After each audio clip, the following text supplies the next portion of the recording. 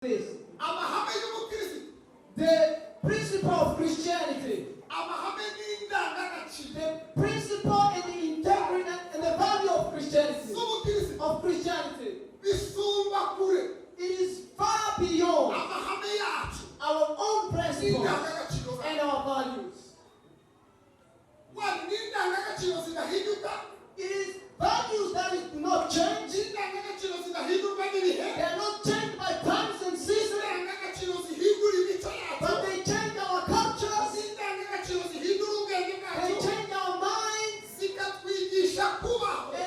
teaches us how to live the way that pleases the Lord,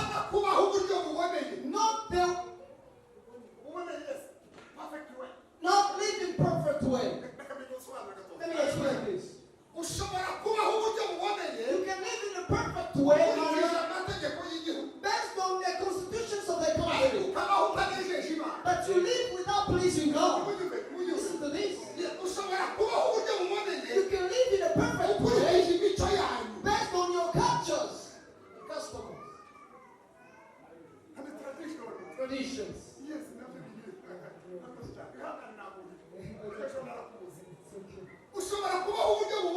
You can be in a perfect way based on how your manners. But that's the manners of you. In order for it to found pleased by God, we should measure it on the standards of the Word of God. If it is measuring with the Word of God, in that moment pleases God. But if it's under the Word of God, pleases you and your culture and your God. So in order for us to please God, we should live in the standards of God's Word. Whether in our families, whether in our own life, whether where we live, whether in our workplace.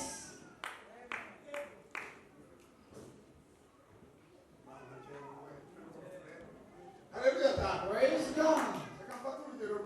Let me give you an example, typical example.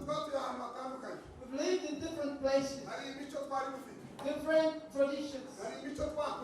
We grew up in different cultures. See where people have,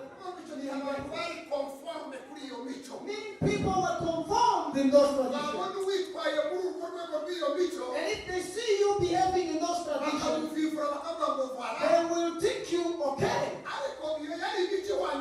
But that was the standard of the tradition of that particular location.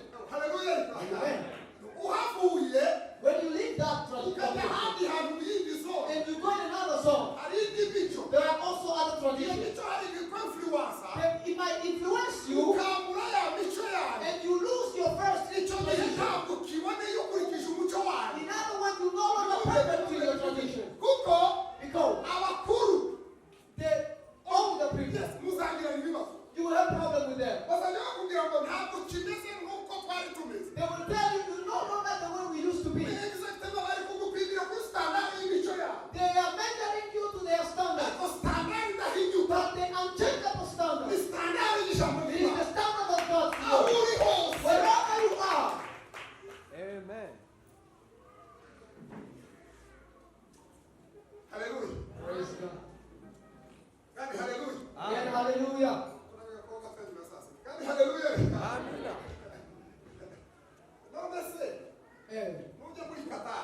if you go in Qatar, you never see somebody with the handkerchief on his head. No, only men, women, girls, boys, all of them, they wear robes. And if you get there and you wear robes, when they say you fall from the grace of God, the robe will never take Christianity away. Because salvation, yes, power, more than the putting on of the robe.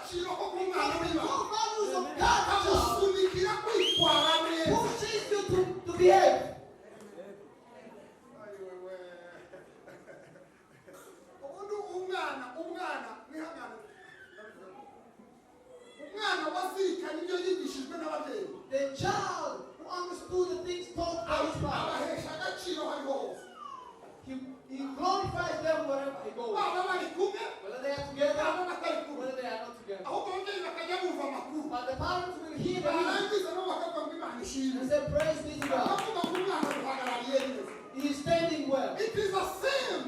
Nicyo kimwe. Twebwe nk'abana b'Imana mu We isi as the children of God in the world, uri hagati mu mujyi Nairobi in Nairobi City, urusaku rwinshi in a lot of noisy, Imana yareba ibintu when God looks from ikavuga ngo heaven, ndi kubona nk'umwana wanjye I witwara can see neza my child who's ari walking with him. kwitwara akurikije He's standard behaving according to the standard ari of the kuvugana kingdom. n'abantu nk'umwana wawe He's speaking to people as my child. kwakira abantu He's nk'umwana wawe receiving people as my ari child. gusabana He's nk'umwana wawe fellowshipping with them as my child. ari kwitwara nk'uwera He walks as holy.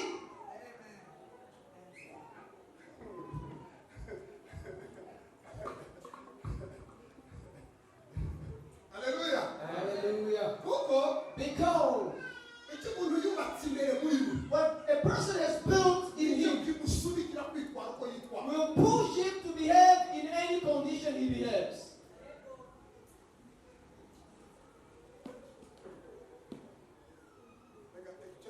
umugisha wa karindwi Seventh blessing ni uguhabwa umurage is to receive the inheritance. guhabwa umurage To receive the inheritance. umurongo wa cumi na rimwe n'uwa cumi na kabiri 11 verse and 12 verse. cumi na rimwe cumi na kabiri 11 and 12 verse. kubw'uwo natwe Through that, twarazwe umurage we receive the inheritance. tugitoranyirijwe kera Selected long time nk'uko ago. imana yabigambiriye As God has nk'uko prepared. imana yabigambiriye As God has planned. umva aka kantu ikora byose All works nk'uko ibishaka according to the counsel of his own will umutima wawe in his heart.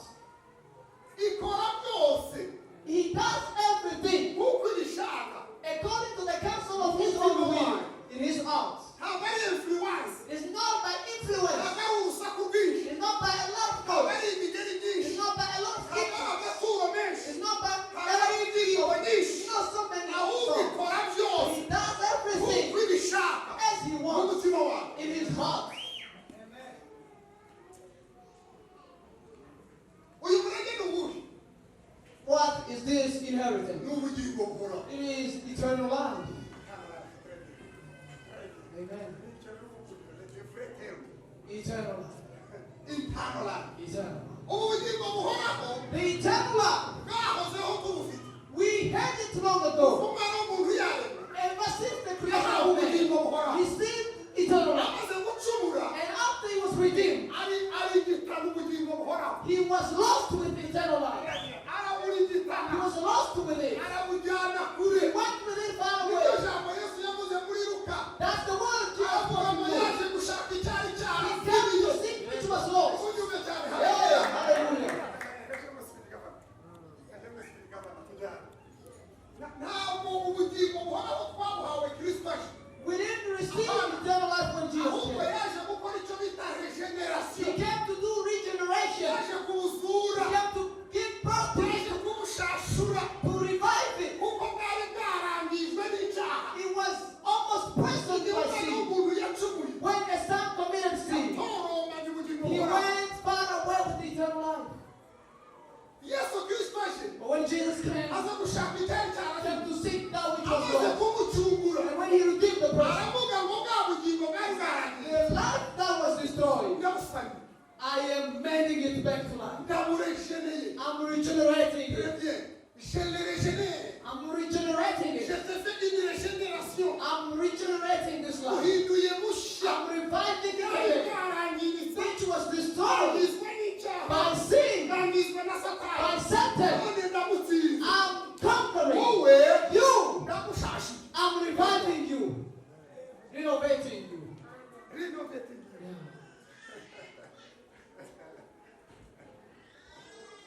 Oh, hallelujah. Amen. Amen. Praise the Lord. Kababwira kandi kantu. Let me tell you something else. umwana w'umuntu imana imurema When God created a man, yamuremanye ubushobozi bwose gave him all possibilities, powers, imuremana byose byiza every good thing, ibitekerezo byiza good thinking, imigambi myiza good plans, umubiri mwiza good health, kubaho kwiza life good, ibyiza byose yarabimurema every good thing was created. ubwo umwana w'umuntu acumuye When he sinned, byose arabirigitana he was lost with everything. haleluya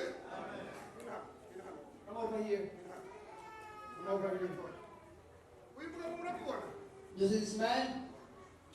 afite ubwenge, He has ni mwiza, knowledge. He's handsome. afite umubiri He muzima, has a good heart. afite ubuzima buzima, He has a good afite life. ubugingo, He has his soul. afite imigambi. He has plans. Ni mwiza wese, ni wese, You wese, in all the wese, conditions. In all the wese. conditions. Ni ko umwana w'umuntu yari ameze. That's how men Niyo are. ngo umwana w'umuntu ngo acumure, Now, when he sinned, aragenda byose he arabijyana. was lost with everything. Bikumvikana? Bikumvikana? Kuvuga ngo nta na kimwe asize hano. He never left anything here. Ubwenge bwe arabujyana. His mind is going. Imigambi His arayijyana. plan is going. Imbaraga z'umubiri His arazijyana. strength is going. Impano His arazijyana. gifts are going. Ubushobozi His arabujyana. powers and might are going. His thinking is going. Ariko abijyanye habi. But in a bad place. Kandi atari we ubitwaye si we wabimuhaye. And the one who's taking it is not the one who gave it to him. You get the point? Yeah. Arabijyanye. He got it. Simwe basobanure. Niyo mpamvu uzabona umupagani kw'ibi. That's when you see Akora others. ibintu bihambaye. He's doing extremely Ni things. umupagani ariko afite ubushobozi Imana yamuremanye ntarakizwa. He's a pagan, but he has Kandi the. umwana w'umuntu ageze gucumura ntabwo Imana yamwambuye ubushobozi yamuhaye. God never took what he gave Niba to him. yatekerezaga ngo imuhindure igifu. If he was thinking to make him a fool, no. Yamureke gutekereza. He left him with the mind of thinking Imurekera amahitamo. and choices Imurekera za mbaraga. and with the strength Imurekera za mpano. and with the gift. Ariko kuko ataragarurirwa uyu murage. But because he hasn't received this Kuko inheritance, ataraba regenere. because he is not regenerated, Abikoresha nabi. he used it in a wrong way.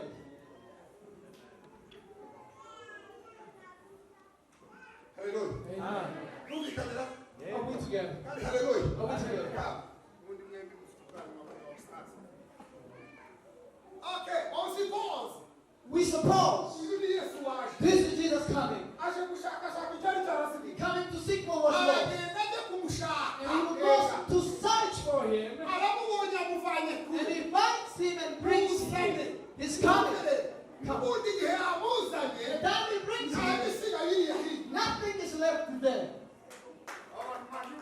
Are you listening?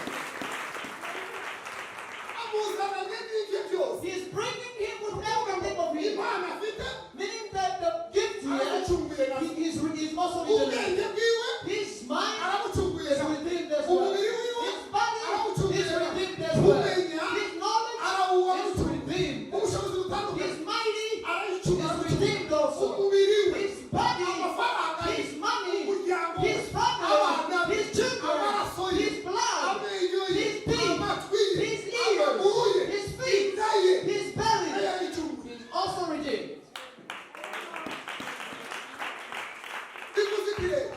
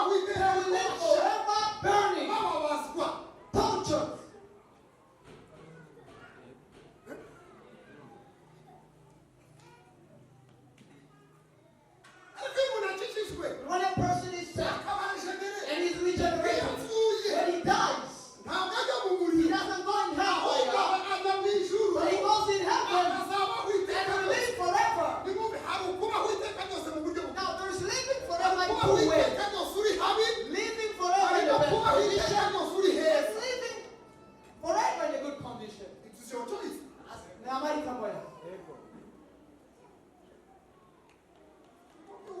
mubyumve Ah, here it is. nta gipimo kirimo ni mubyumve It's hard, but I understand it. mubyumve biroroshye nagakora So gusamariya simple, like saluting Mary.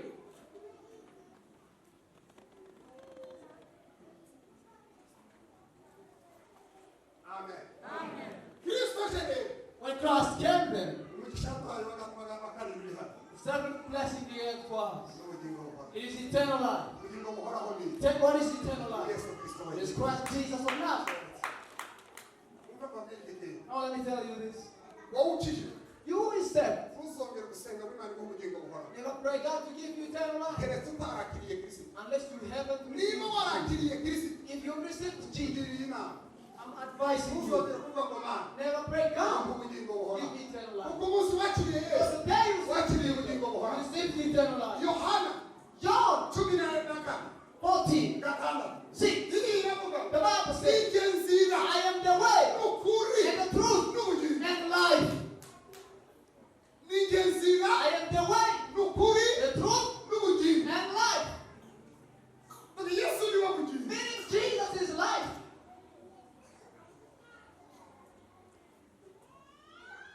amen Amen. yohana wa mbere igice cya kabiri First John umurongo wa makumyabiri na gatanu somera aho hantu kabiri iri ni ryo sezerano yadusezeranije ni ubugingo buhoraho iri ni ryo sezerano yadusezeranye This is the promise he gave to us. ubugingo Is eternal life. iyo usomye mu migani When you read in Proverbs igice cya munani 8, umurongo wa mirongo itatu na gatanu 35, bibiliya iravuga ngo Bible says, umbonye he who finds me ababona ubugingo buhoraho finds eternal life. End of story.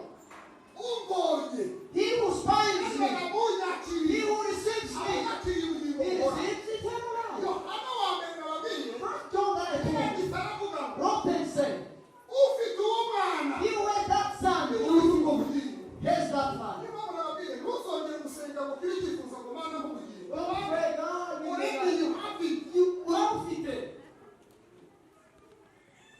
ukurusha imana igira ngo ubugingo Telling God, give me life. ni ukwibeshya That is a lie. isha wa munani In the 80th blessing, ni impano y'umwuka wera it is the gift of the Spirit. impano y'umwuka wera The gift of the Spirit. umurongo wa cumi na kane wa cumi na gatatu umurongo wa cumi na gatatu Verse 14, niwe 13. namwe mwiringiye mumaze kumva ijambo ry'ukuri yego ari ryo butumwa bwiza bw'agakiza kawe kandi mumaze kwizera niwe wabashizeho ikimenyetso ari cyo mwuka wera mwasezeranije yego uwo twahaweho ingwate cyangwa se uwo twahaweho ingwate yego yo kuragwa wa murage kugeza ubwo imana yarose izabacungura amen ubwiza bwayo bushize ushimwe amen ubwiza bwayo bushimwe nimwumvire Now listen.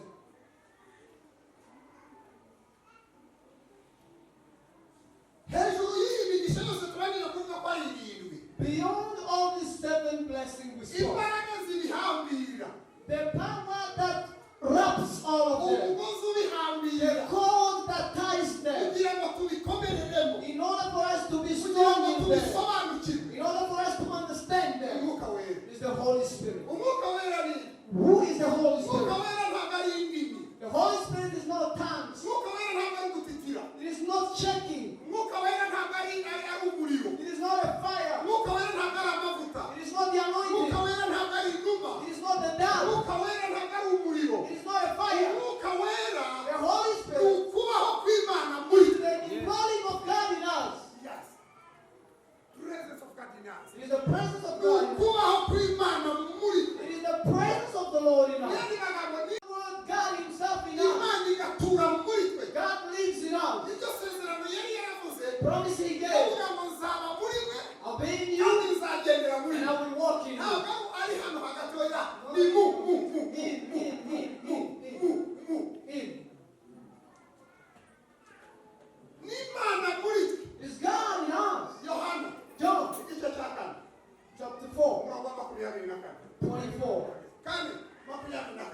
4:24. kuko impamvu uvuga ngo umwuka wera n'Imana muri twe The reason I'm saying the Holy Spirit is kubera God, ko Imana ari umwuka. God is the Spirit. 4:24. Imana ni umwuka. God is a spirit. Imana ntabwo ari ikintu gifatika. God is not a tangible Imana stuff. ntabwo ari ikintu dusanga ahantu. God is not found Oya, somewhere. Imana iri hose. God is everywhere. Imana ibera hose God icyarimwe. can be everywhere at one Kubera time ko ari umwuka. because He's a spirit. Ariko But mu ishusho y'umwuka in the image of the itura Spirit, muri He twebwe. lives in us. Niyo mpamvu imibiri yacu That's why our bodies yahindutse ubuturo bwera. are made the temples of the Holy Spirit. Imana ni umwuka. Imana ni iki? God is a spirit. N'abayisenga bakwiriye kuyisengera mu mwuka no mu kuri. N'abayisenga bagomba kuyisengera mu mwuka. They who worship Him should worship Him with truth and spirit. Amen. Amen. Asobanurira ibintu byombi. Let me explain these two things. Uzi impamvu Imana yabwiye Isiraheli bari mu butayu irababwira ngo ntimuzagire igishushanyo mureba. You know the reason God told the Israelites to have an idol? abayizi murakoze reka mbasobanurire. Let me tell you. Ni ukubera ko It is because ibindi bigirwamana by'andi mahanga every other idols of other nations barabicuraga bakabishinga ahantu runaka. was fashioned and placed somewhere. Noneho abantu bajya gusenga When people go to bakajya pray, hahandi hari cya kigirwamana. they go where there's an idol. Turi kumwe? Are we together? Turi kumwe? Bakajya ahantu runaka hari cya kigirwamana. They go in a specific place. Noneho baba bari ahandi hantu And when they are in another cya place, kigirwamana ntigihane. and that idol will never be Bikabasaba there, ko bajya hahandi bashinze cya kigirwamana. you will require them to go where the idol is. Ariko bumva ko bari imbere y'iyo mana Now yabo. they will feel they are in the presence of God. Kugira ngo Imana ibereke iyo ko Now, in order for God to show them ari Imana ibera hose icyarimwe. that He is omnipresent, Nicyo cyatumye kugira ngo ntimuzagire igishushanyo mubaza. that's why He told them never fashion Kuko anything. Isiraheli iyo bajya kubaza igishushanyo Because if they were going to bari fashion an idol, kugishinga ahantu it was runaka. going to be placed Aho bajya somewhere. kugishinga ahantu runaka And after being placed abantu bose somewhere, bakajyayo. or people will go Imana there. ikabihindutsa ikigirwamana kiri ahantu. God will be an idol somewhere. Ikabibaye limite dans le temps et dans l'espace. It will be limited in the time and space.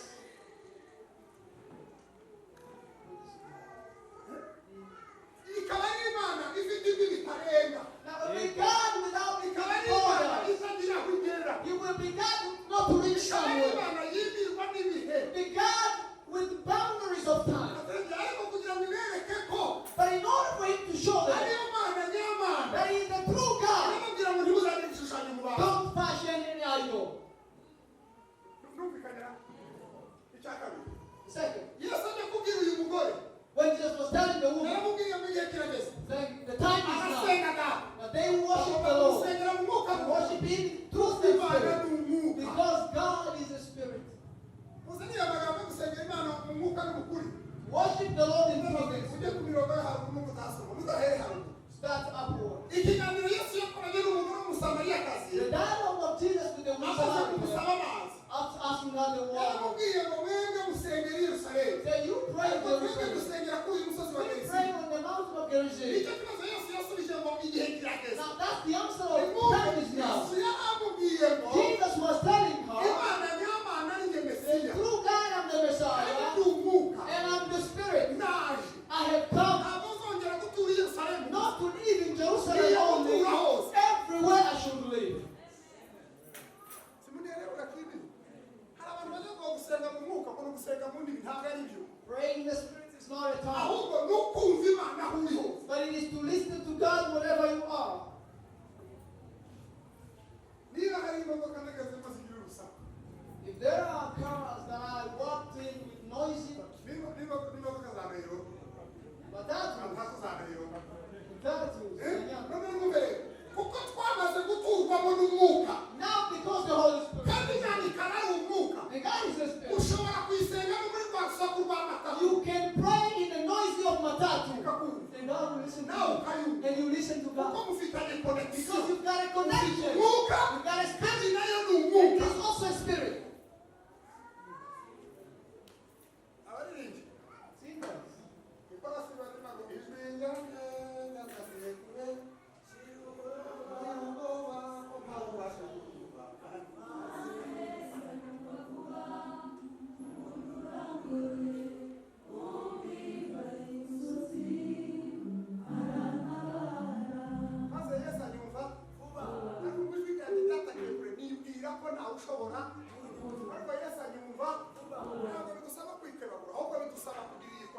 You gotta have the connection of God. iyi connection isaba nta kindi No nta other thing. kindi iyi connection It is the ariyo connection, mpano y'umwuka wera twahawe which is the gift of the Holy Spirit. ikindi ukiyizwa wese He who is saved, yahawe umwuka he wera got the Holy nta Spirit. mwuka mukeya ubaho There's no measure nta of mwuka spirit mwinshi ubaho and no more spirit. ahubwo dore But ikidutandukanya this is the ni difference. urwego wemeye ko It is the position you umwuka allow wera kuyobora the Holy Spirit to lead you.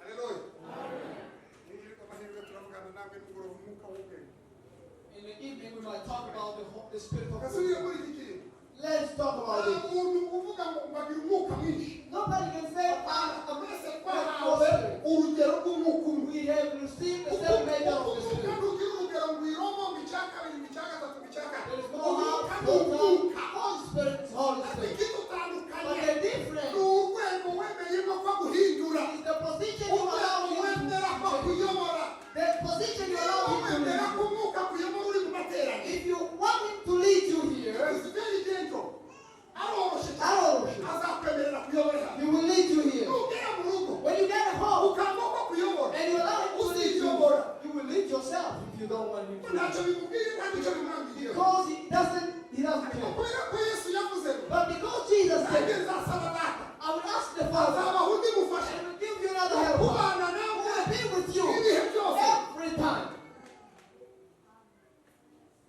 ibihe forever. ntabwo ari igihe turi kwihudumu Not when we are praying and fasting.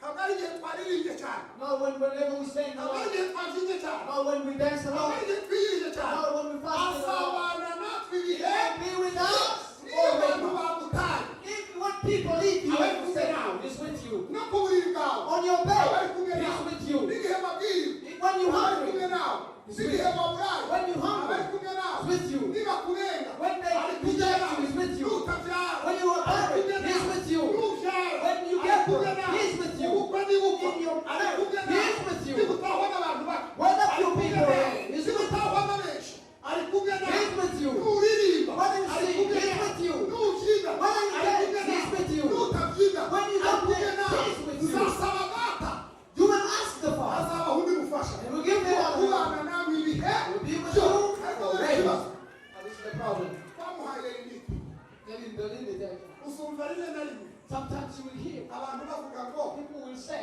ureke dusaba umwuka wera azabane nawe let us ask the Holy Spirit to come be with tugeze us mu materaniro in the church. bakavuga ngo mutuze amateraniro But aratari they remain silent or church. ngo buri wese akasaba umwuka wera Everybody azabane asks nawe the Holy Spirit to come. yari yagiye Where is the Holy Spirit?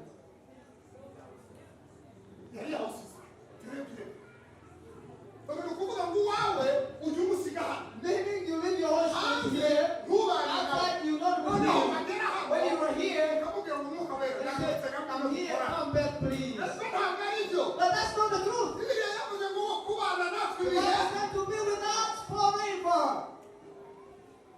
oh haleluya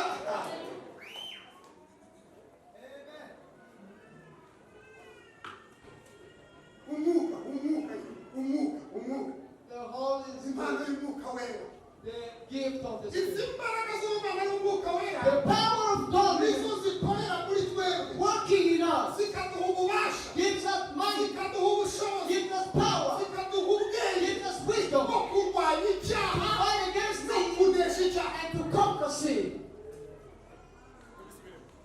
nizo mbaraga It is the power zitwambika that clothes us, tukagira ubushobozi and we get tukagira power ubutware and tukaduha authority ubwenge and bwo wisdom kurwanya to icyaha fight against no sin kunesha icyaha and conquer sin muri twe in us. amen hari ijambo ryavuzwe The word that was spoken. bibiliya yavuze ngo Bible said, niwe twahaweho ingwate twahaweho ibi in him we receive the seal. yes isiri The seal. ingwate bisobanuye iki The seal means what? icyongereza cyo kibivuga neza The seal.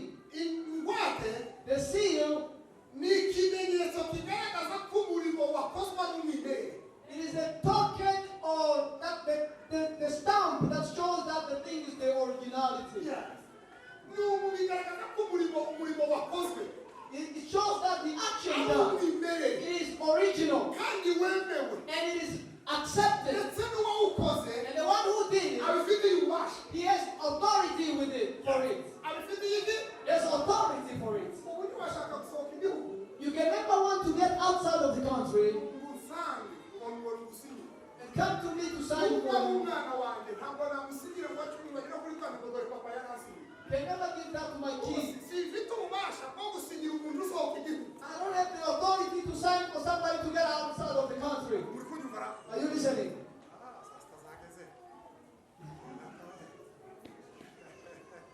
haleluya Hallelujah. haleluya Hallelujah. nimubere kristo amaze kuducungura And when Christ redeemed us, akaduha ubugingo buhoraho He gave us eternal life. akaduhirira imigisha yindi He yose gave us all the blessings. kugira ngo agaragaze ko So He will show umurimo yakoze wemewe na gato mu ijuru that the work He did is approved by agaciro God. k'igihe gihoraho And with eternal kandi value. uwawukoze yemewe And who did it is approved. yadushizeho ingwate He sealed it. iyi ngwate And this seal itandukanye abakijwe n'abadakijwe differs them who are saved kristo from those who are nagaruka not saved. kristo When nagaruka Christ comes back, kubimereza ntabwo azatwara abaririmbye cyane He will never take those who ahubwo are saved azatwara alone. bakomeje iyi ngwate But He will take those who remain with the seal. umuntu ashobora kuririmbira hanze y'ikibuga Because somebody can sing outside of the ground. umuntu ashobora kubwiriza hanze y'ikibuga Somebody can preach outside of the ground. ariko tukanezerwa But then we rejoice. tugatera haleluya We shout hallelujah.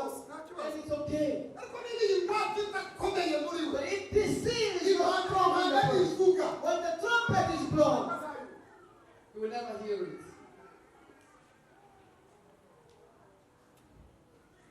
amen uyu mwuka wera The Holy Spirit niwo uhora utwigisha always teaches us. kwitegura Get ready. k'umunsi umwe That one day, kristo azagaruka Christ Jesus will come back. agahora dukomanga And He always knows. agahora dutegura nk'abageni And always prepares us. hallelujah. Hallelujah. kandi Let haleluya me give you another example. iyo umukobwa amaze gusabwa When a girl is betrothed, hasi inka yifata rero they normally give a cow of betrothment ukurikije imico y'abantu runaka based on the cultures. iyo baje gusaba ku munsi y'isi na badodo When they come on the day of dowry, niba barasabye veronika niwe inka yifata rero yaziye if they ask for a cow of being betrothing ngo her, bazabaha tereza niba irembo ryafashwe ari irya veronika if it was for Veronica, ntabwo nibasaba ntibazabaha tereza they will never give them Teresa. kuko baravuze ku irembo dufashe n'iry'umugeni witwa veronika Because they say we came to betroth Veronica. kuvuga ngo iyi nka yifata rero Meaning that this cow ni ingwate ya is veronika the seal of the niyo Veronica. mpamvu niyo abandi baje kumusaba nyuma Although others can come to ask for her in hand of marriage, ntabwo tumutaha we don't give them to ntabwo ari her. ko dutinya bariya Not because we are afraid ahubwo of ni them, ikimenyetso cyashyizweho but because they asked her in hand of marriage with a betrothing cow.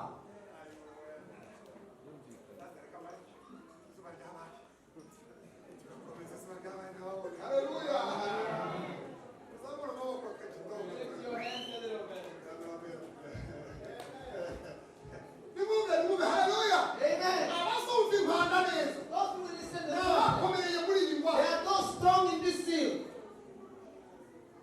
abo Those, impanda nivuga when the trumpet is blown, bazaba basinziriye although he will be sleeping, deeply sleeping, yarushe he's tired. azahita yumva He will wake up. bazaba ari mu ndege yaraye abonye visa Although he will be making ataragera muri and amerika he's not yet in impanda America, ikavuga ari hejuru and the trumpet blows, he will go.